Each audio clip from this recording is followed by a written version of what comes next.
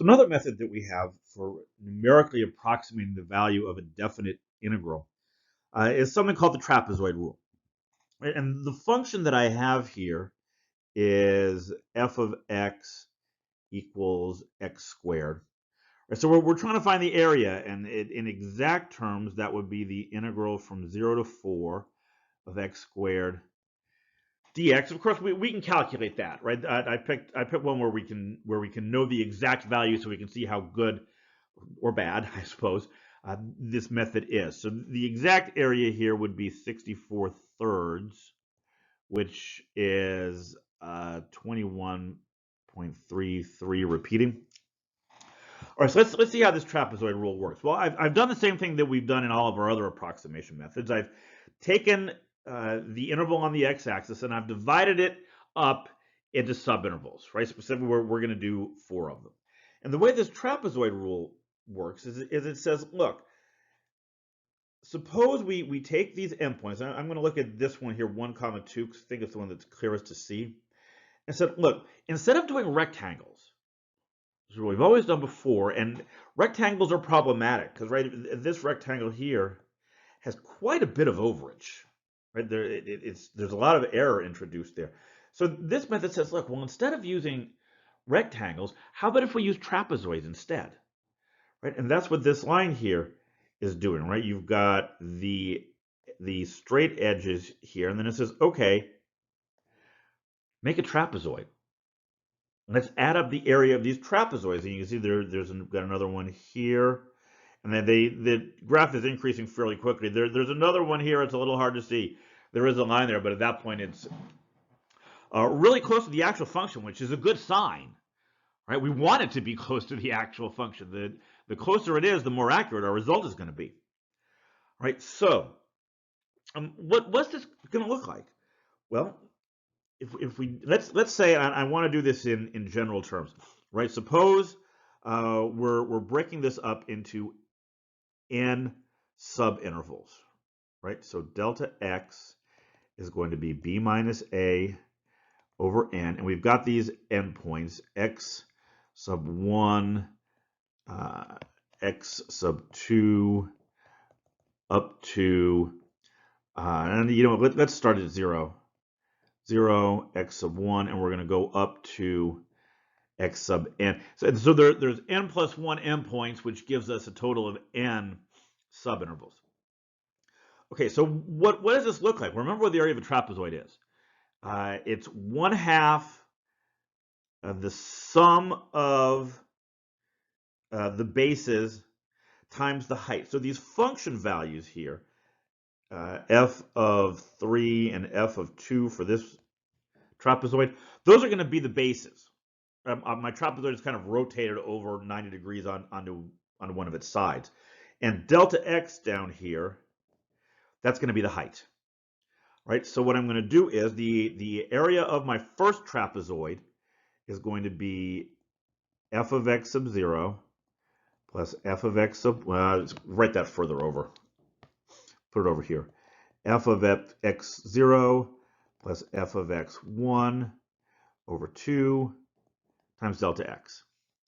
Plus, the next trapezoid will be f of x1 plus f of x2 divided by 2 delta x.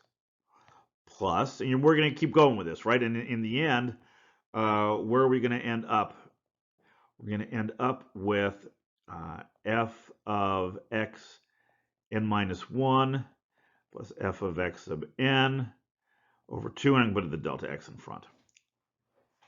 All right, now look at what's happening here. First, let's factor out the delta x's. Let's get the delta, because they're all the same. Every term has one. Let's bring that out in front. Right, so if I do that, I get this. Right, and I want you to notice what we've got here. Right, if I split these up, split all these fractions up, this is delta x times f of x0 over 2 plus f of x1 over 2, plus, then from this term, the second term, that's f of x1 over 2 plus f of x2 over 2, plus, and what's the next one going to look like? Right, let's get one more in here. This is f of x3 over 2 plus f of x4 over 2, and so on up to f, and I really did run out of room. Sorry, I'm going to go to the next line. F of xk minus 1 over 2 plus f of x n. Those should be n's there. Sorry, we're going all the way to the end, so that's xn, and they should be x n's up here as well. This one is over 2 and close the parentheses. Now look at what we've got. We've got those two, and when we add them together, that's just f of x1. And I've got these two, and when I add them together, that's just f of x3. Same thing happens with x4, x5, x so all the way up to xn minus 1. The term before this one was also f of xn minus 1 over 2. So what this is going to look like, I'm going to put the delta x at the end. This is f of x0 over 2 plus f of x1 plus f of x2 plus so on out to f of x n minus 1 plus f of xn over 2 delta x. And that's it. That's going to be our trapezoid formula, right? It really came out kind of neat. It's saying all we have to do is take the function values at the last endpoint and the first endpoint, divide those by 2. For all the others, we just add up the function values, right? Multiply by delta x. So that's what I've written here, right? And I know it gets a little wordy, but I've said this before. You really need to be able to interpret these things. So let's go through this, and then we'll look at an example. So suppose f is defined and integrable. Right? If f is an integral function, then there's no point in our talking about this.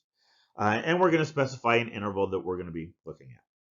Then the trapezoid rule approximation using n equally spaced subintervals is this expression here. The integral, that's the area.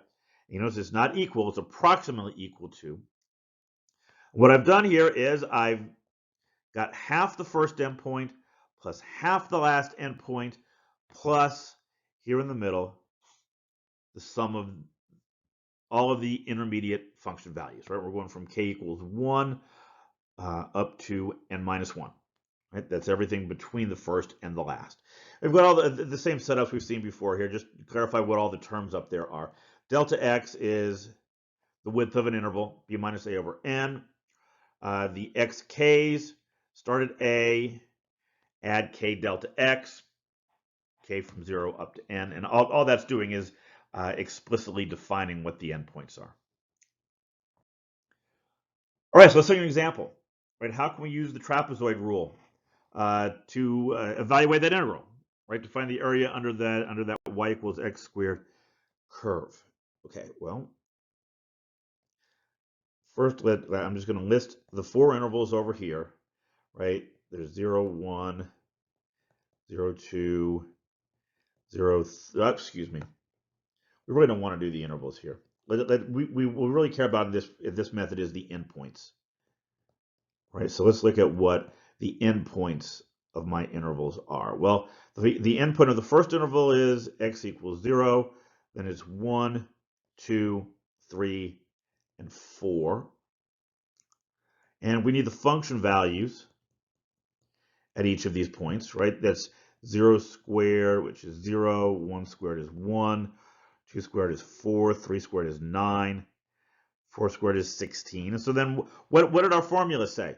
Well, it said we take 1/2 f of x0, that's the first point there, plus f of x1, plus f of x2, plus f of x3, plus 1/2 f of x4, and then we divide multiply the whole thing by delta x.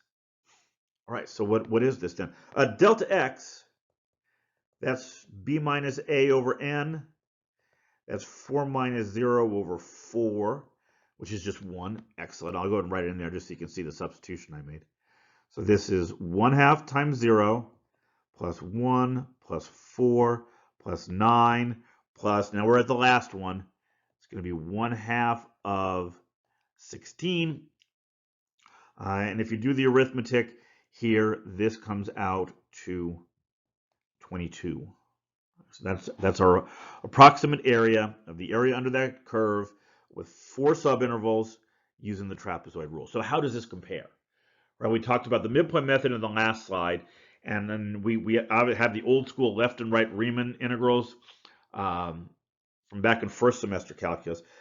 I've summarized all of our results here, right? Doing this with the left Riemann sum gave us 14. The right Riemann sum gave us 29.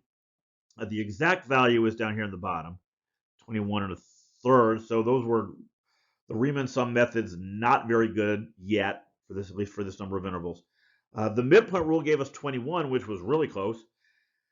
And the trapezoid rule gave us 22. So interestingly, the midpoint rule, so far, with this curve on this interval, is giving us the best approximation. Right, so what constitutes best approximation? Well, and obviously the best approximation is the one that gives us the least error. But how can we tell? Right, well, I said this at the end of the last lecture. There are formulas, there are methods for putting an upper bound for determining the maximum amount of error you can expect, and we're going to circle back to that in the last lecture in this series. So what's next? Well, not the last lecture. We're not up to talking about those errors yet. We do have one more method for approximating these things that we're going to talk about. It's called Simpson's rule.